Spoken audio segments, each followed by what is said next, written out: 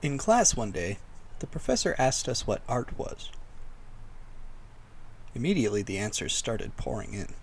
Self-expression, saying something visually that you can't say in words, social commentary, etc., etc. I didn't answer. Not because I need to differentiate myself from my peers for the sake of the story, but because I didn't feel like I had a good answer. I have thought about that question for quite a while now, though. Considering the various responses given by my classmates, the question of what art is may be as unique as any individual. So, I decided to explore what I thought art was.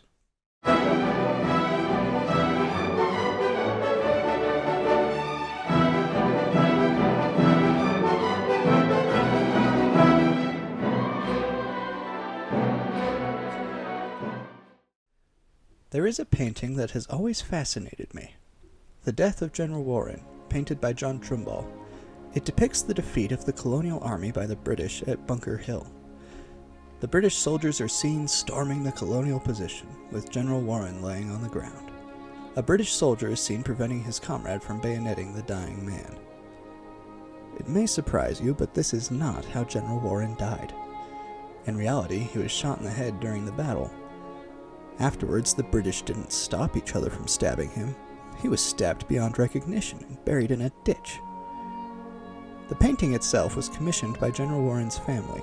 Everyone who saw it thought of General Warren's death as heroic and dignified. So is art delusion? Trying to reshape reality into what we wish it could have been?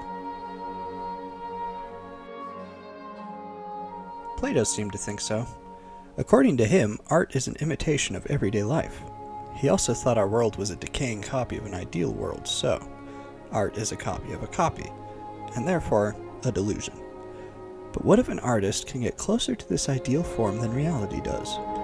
Socrates once observed a poet named Ion, who claimed to be an expert in the works of Homer. Socrates wondered why Ion was an expert of Homer and no other poets, when Homer handled material basically the same way they did. Socrates concluded that Ion had no real skill and must have been under the influence of the gods.